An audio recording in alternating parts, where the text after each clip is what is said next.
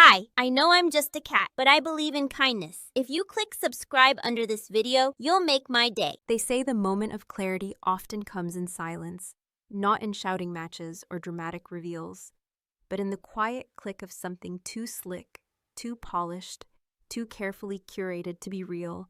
And for me, it happened the night before graduation, alone in a campus library that smelled like old paper and burnt coffee, when I opened my phone and saw my sister holding a cocktail with a flaming lime wedge in one hand and throwing a peace sign with the other, under a caption that said, "Emergency escape to Cabo, mental health first." Now, before we get to the part where I stood on stage with a microphone in one hand and my diploma in the other, delivering the most passive-aggressive eulogy for my family's lies. Anyone's ever heard at a commencement ceremony? Let me take you back a little, because people don't just explode. They erode first, piece by piece, until there's nothing left to protect except the one thing that still burns. And for me, that was the truth.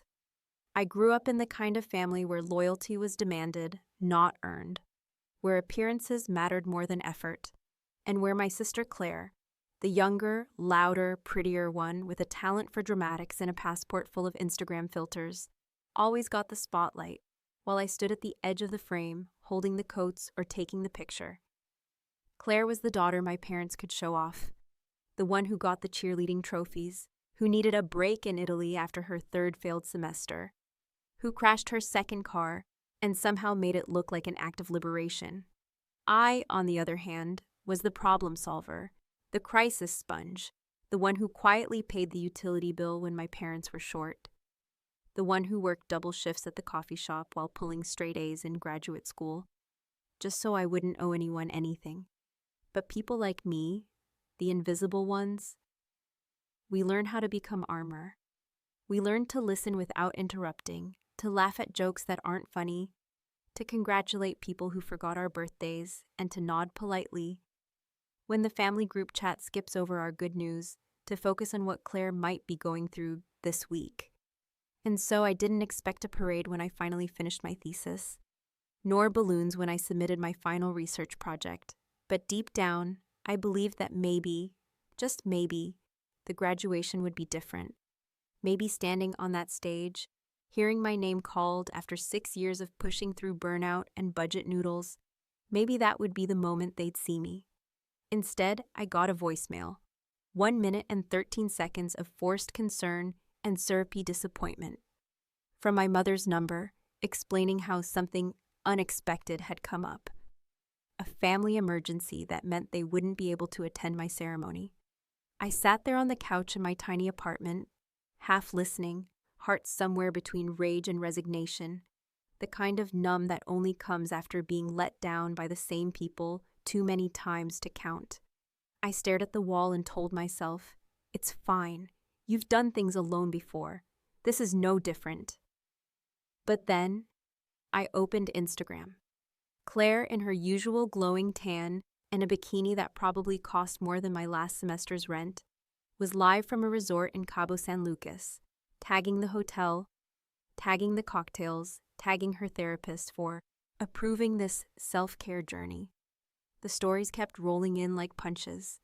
Ocean views, rooftop dinners, spa treatments, champagne flutes held mid-toast with a caption, "Sometimes family just gets you." And in that moment, something inside me cracked. Not from heartbreak, because I stopped expecting love from them a long time ago, but from insult. The lie wasn't even well crafted. It wasn't clever. It wasn't wrapped in enough guilt to pass for concern. It was lazy, and worst of all, it was public. They didn't just skip my graduation, they threw a party without me and expected I wouldn't notice. That's when the heat started rising in my chest. Not like rage, but like electricity. Like something old waking up. I wasn't angry that they chose her. They always did. I was angry they assumed I'd take it, again. That I'd smile through it, pretend to understand, post some muted story of my cap and gown, and write, "Wish they were here," like I wasn't standing in the middle of the biggest lie in my life.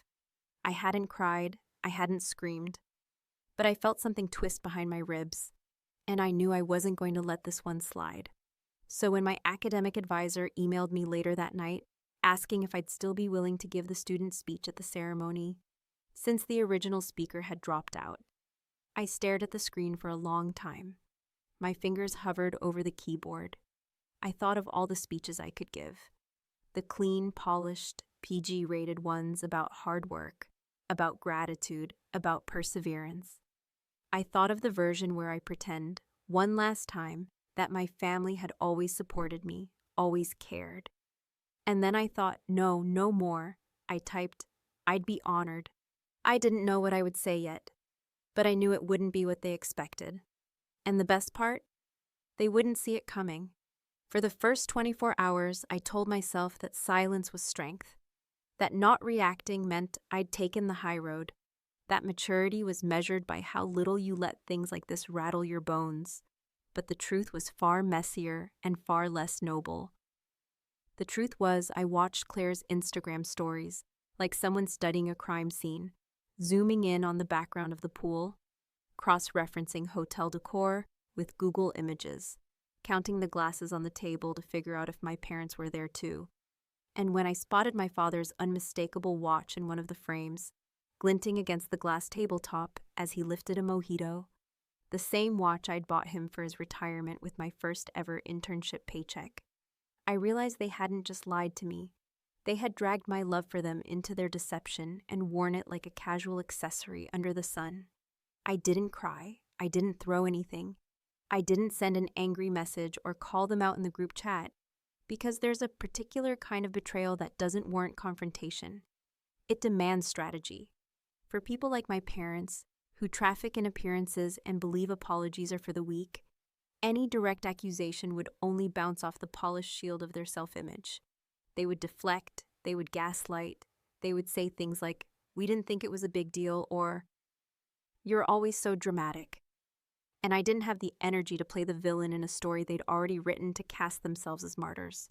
So instead, I watched, I listened, I paid attention to every detail they gave away. The music playing in the background of a story, the timestamps that didn't quite match up with the supposed emergency, the sly "wish you were here" comment my mother left under Claire's sun-drenched selfie, and slowly, meticulously, I started building the case, not for them, but for myself. Because that's the thing nobody tells you about being the quiet one, the good one, the one who never slams the door or demands to be seen. When you finally decide to speak, every word carries the weight of everything you've ever swallowed. And I was done swallowing. In the days leading up to graduation, they sent messages, of course, performative check-ins, carefully timed texts that made sure to emphasize how heartbroken they were to miss the big day, how proud they were of me, how life just sometimes gets in the way, and things happen for a reason. It was a script, and I recognized it well, the same one they used when they missed my high school science fair because Claire had a stomach ache, or when they bailed on moving me into my first dorm because Claire's dog had an anxiety episode, or when they forgot to RSVP to my scholarship dinner because Claire was going through a rough patch with her new boyfriend, who, by the way, they later invited to Thanksgiving before even asking if I had plans. Each message I received, I responded with one-word affirmations. Thanks, understood, appreciate it. I let them think I had taken the bait, accepted the fiction, absorbed the false narrative like I always did.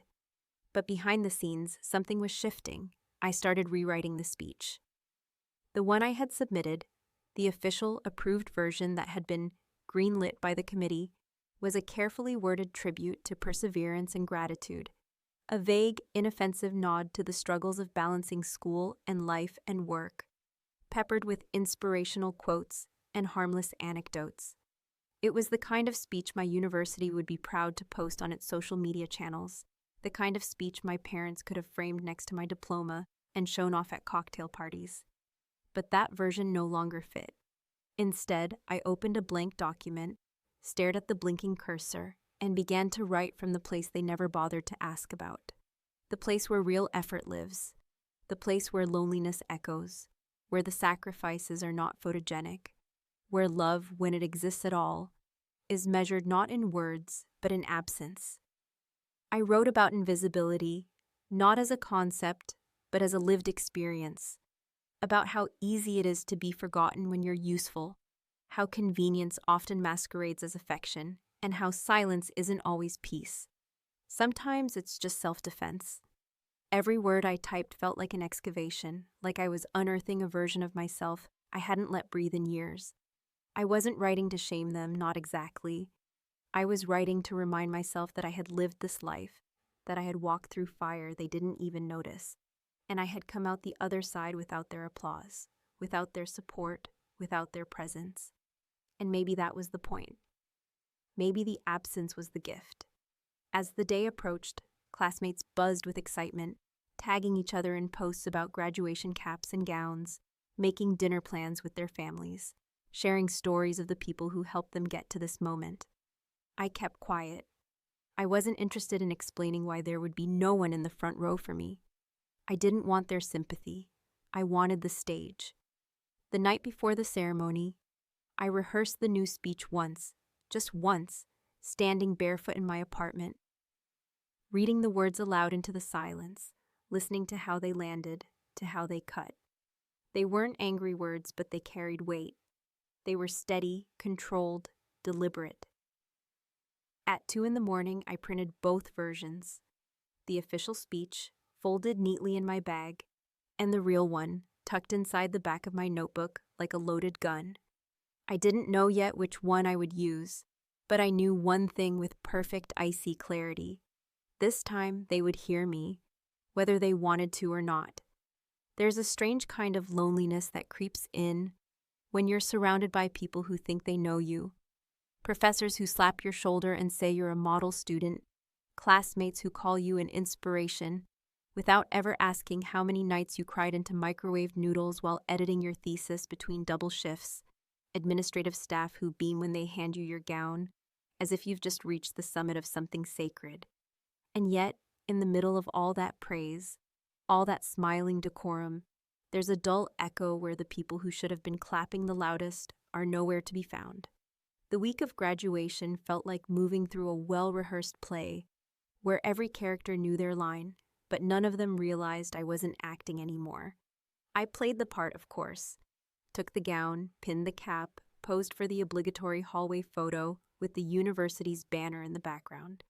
But there was something hollow behind my eyes, something that even the makeup couldn't mask, something that whispered, every time the camera clicked, "They're not coming, and you know why." Each morning, as I sipped bitter coffee in my too-quiet kitchen, I'd scroll through Claire's latest dispatches from Cabo like a masochist, unable to look away from the performance she continued to deliver for her digital audience. Shots of her lounging in a hammock with a book she clearly hadn't read, smiling at breakfast plated like magazine covers, holding the hand of some man with an anonymous wrist tattoo who didn't make the frame, all wrapped in captions that ranged from shallow self-help quotes to painfully ironic puns about healing with heat. And the longer I stared at the filtered blues of her beach photos, the more I wondered how many people in our family actually believed the lie they'd constructed, and how many had simply chosen not to care enough to question it.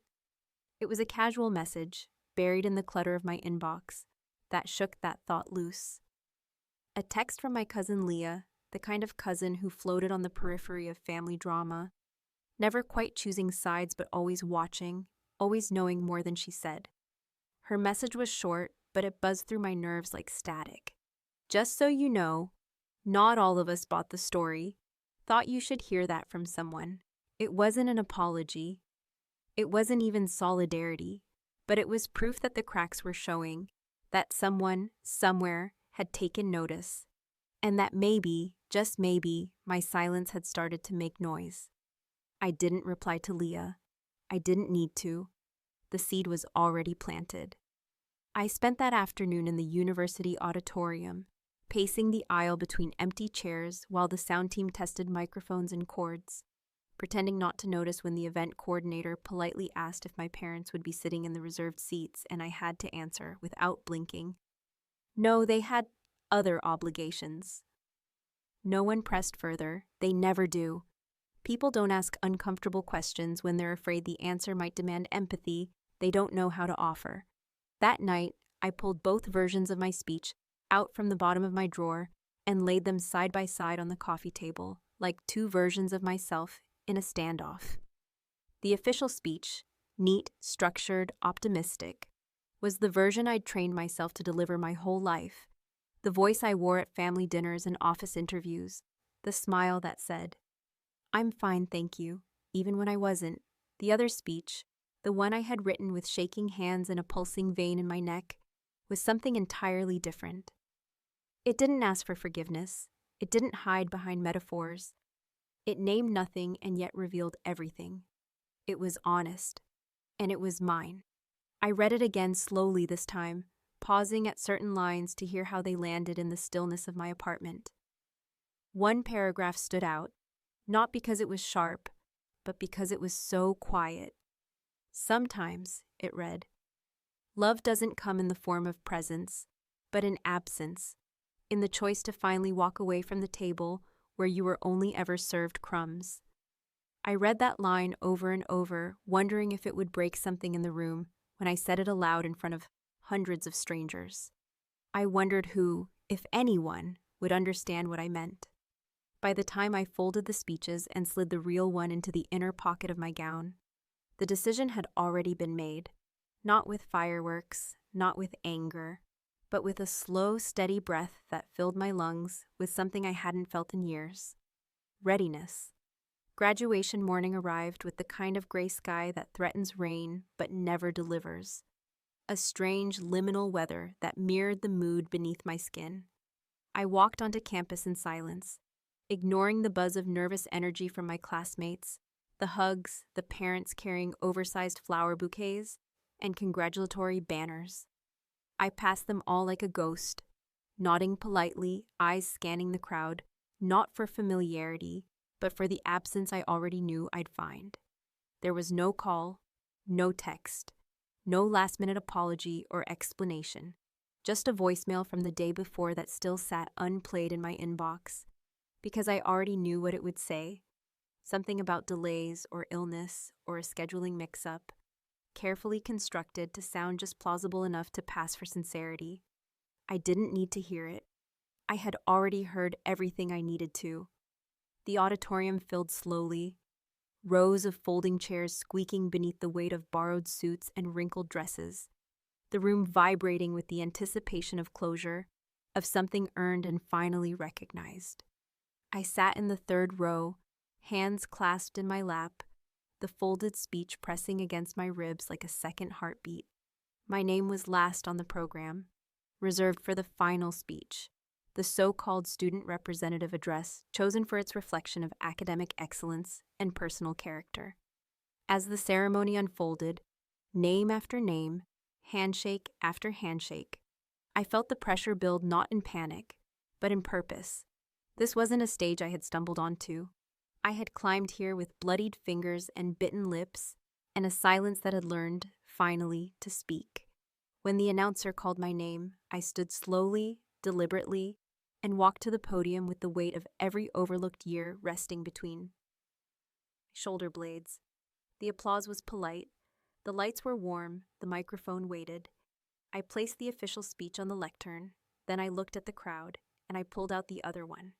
There is a peculiar stillness that descends upon a room just before something irreversibly honest is said. A kind of collective breath-holding, where the air grows thick, not with anticipation, but with the unspoken hope that maybe, just maybe, what's about to unfold will follow the expected script. We'll stay inside the polite boundaries. We'll avoid anything too uncomfortable. And yet, as I stood at that podium, with the weight of my family's absence pressing between my shoulder blades, and the sound of their lies echoing in my head, I knew with the kind of bone-deep certainty that only comes from years of quiet resentment that I wasn't going to give anyone the comfort of pre-approved words. Not today, not after everything, not when the only people who ever truly knew what I went through had either walked away or never shown up in the first place. My hands weren't shaking. That surprised me. I had expected nerves, maybe even fear, but what I felt was something colder, something steadier, a kind of clarity that comes when you've lost the desire to please and finally understand that the truth isn't something to be smoothed over or dressed up. It's something to be carved out of silence like a sculpture from stone. I looked down at the sheet of paper in front of me, the one they hadn't read, the one I had folded like a secret weapon in the pocket of my gown. And without even glancing at the version that had passed through a committee of administrators and been deemed appropriate, I began to speak. Not loudly, not dramatically, but with the calm resolve of someone who had finally grown tired of being invisible. I wrote a different speech originally, I began, and a few people in the audience laughed. That polite, uncertain kind of laugh that ripples through a room when the script has clearly been thrown out, but no one is sure yet if it's safe to enjoy the detour. It had all the usual things: gratitude, platitudes, a couple of well-timed jokes about student loans and sleepless nights and vending machine dinners. But that's not the speech I'm giving today because, frankly, that's not the truth. The silence that followed was not accidental. It was earned. It was the kind of silence that leans forward in its chair, that holds its breath with one hand over its mouth. I continued, each sentence unfolding like a slow burn. The truth is, not everyone who should have been here today showed up. And I'm not talking about friends who got stuck in traffic or relatives who couldn't find parking. I'm talking about the kind of people who always find an excuse when it matters most, who dress up neglect in the costume of obligation, who call their absence a tragedy and then tag themselves in paradise the same afternoon. There was a visible shift in the room, a ripple of discomfort, a few murmurs, a cough. Someone's program slipped from their lap and hit the floor with a dull slap. But I didn't stop. I couldn't, not after everything. Not after the years I spent making myself small so that someone else's chaos could take up all the air. This isn't just about graduation, I said, and my voice didn't crack, not once. It's about every birthday dinner that was missed because someone else's drama was more urgent. It's about every late-night call that went unanswered because I wasn't loud enough to be a crisis. It's about sitting alone at award ceremonies, telling myself it didn't matter because what I achieved wasn't flashy enough to be celebrated. I paused, not for effect, but to breathe, because the words were starting to feel heavier now, like bricks I'd been carrying in my chest for years, and was finally setting down. It's about how easy it is to disappear when you're reliable, when you don't make demands, when your pain is quiet, and your success doesn't come with a spotlight. It's about how families sometimes choose the child who shines the brightest, even if the shine is borrowed, even if the cost is someone else's shadow. And then I delivered the line I hadn't rehearsed out loud, the one I had only whispered to myself once, just to see how it felt. This is for the ones who couldn't be bothered. There was no applause, not right away, just that electric silence, the kind that feels like a storm gathering, the kind that wraps around your words and hangs there, waiting to see who flinches first. I let it linger. I wanted them to sit with it. I closed my speech not with thanks, but with truth. If you're here today, sitting beside someone who fought to be here, who scraped their way across the finish line with no cheerleaders and no safety net, tell them you see them, not because they need your praise, but because they deserve not to be invisible anymore. And if you're the one who had to do it alone, I hope you know you're not the only one. As I stepped back from the podium, I didn't smile. I didn't look for approval.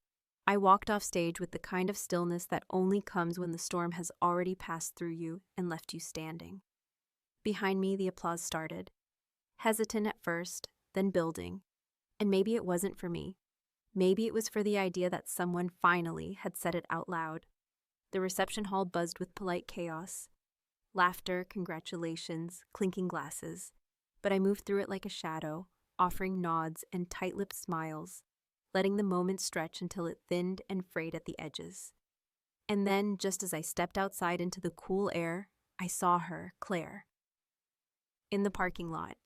Mascara running down her cheeks like melted armor, phone clutched in one hand, the other gesturing wildly as she yelled at someone, maybe our mother, maybe no one, while people walked by, pretending not to stare. Her designer heels clicked awkwardly on the pavement as she tried to keep her balance, as if the weight of being seen, truly seen, had suddenly become too much to carry. I didn't go to her. I didn't need to. She had already heard everything.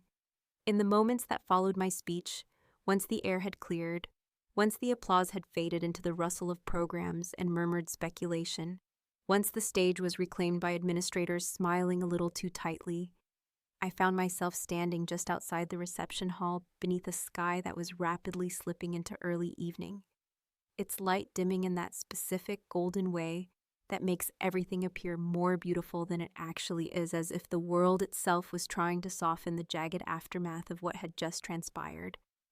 My feet ached in the heels I had borrowed from a friend because I didn't want to spend money on something so symbolic and fleeting, and yet, despite the pain, despite the growing tension that curled in the space between my shoulders, I couldn't make myself sit down or lean against the railing. I was still carrying too much, not physically but emotionally, and it felt wrong to rest when so many years of endurance had culminated in a moment I wasn't entirely sure how to process. It wasn't until I heard my name, not shouted, not whispered, but spoken in a breathless tone that sounded both accusatory and desperate, that I turned and saw her, standing there with the kind of chaos in her expression that no filter could hide, her once perfect hair falling limp across her forehead, her eyes red not just from tears, but from the kind of crying that comes in waves, relentless and raw. Claire wasn't performing now. She wasn't curated or charming or filtered through the lens of social media. She was simply undone, and for the first time in years, I saw her not as the golden child, or the family's favorite, or the source of every bruised memory I carried, but as a woman standing in the ruins of something she thought she'd never lose. "What the hell was that?" she asked, her voice cracking as she stepped closer, her arms crossed not to keep warm, but to contain whatever was trying to break out of her. "How could you do that to us? To me, in front of everyone?" There it was, the first line of defense, offense. As if I had violated some sacred pact we never agreed on, as if telling the truth, or rather, not even naming names but simply refusing to keep pretending, was a betrayal more profound than all the years of neglect and condescension I had endured. I looked at her, really looked at her, and I didn't speak right away because I wanted the silence to weigh as much as it needed to. I wanted her to feel what I had felt for years, that suffocating quiet where questions were never asked and pain was never acknowledged. "It wasn't about you," I finally said, my voice low, steady, and unshakably calm. But maybe that's the problem.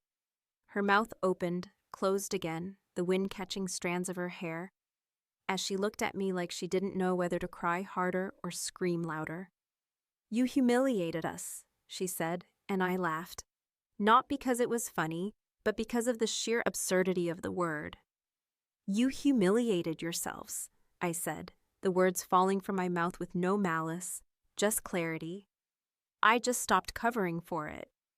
She started to say something, some variation of excuse, I'm sure, some protest or apology disguised as defensiveness. But then her phone buzzed, and I watched her glance at it instinctively, her fingers tightening as the screen lit up with what I could only assume were the beginnings of the fallout. Messages, reactions, tagged clips, comments, the spreading ripples of a truth that had finally breached the surface. And in that moment, I understood something I hadn't quite been able to see until then. That the speech hadn't just pierced the illusion for me, it had shattered the protective glass they'd all lived behind. The curated fantasy where Claire could do no wrong and I could do no right. And now, faced with the exposure, she didn't know where to stand. "I didn't name anyone," I said, and her eyes flashed. "If you heard your name in it, maybe you should ask why." She didn't follow me as I walked away, didn't call after me, didn't try to reclaim the space between us with another manipulation. She simply stood there, shoulders hunched, staring at a screen that no longer adored her, that had turned its spotlight into a mirror, and I let her. I didn't look back. The rest of the evening passed like a dream you don't bother writing down. I sat in the corner of the hall for the required photos, shook hands with faculty members who avoided mentioning the speech but looked at me with a strange mixture of admiration and concern, and left before dessert was served, clutching my diploma like a passport. I wasn't sure where to use yet. I went home alone. No party, no champagne, no congratulatory toast around a dinner table. Just me, sitting on the floor of my apartment in a dress that no longer felt celebratory, eating cold takeout and letting the quiet settle like dust around me. A few days later, I received a message from someone I hadn't heard from in years. My mother's sister, Aunt Camille, who had quietly distanced herself from the family drama a decade ago, citing irreconcilable values and disappearing into a life that no one ever really talked about. Her message was short but sharp.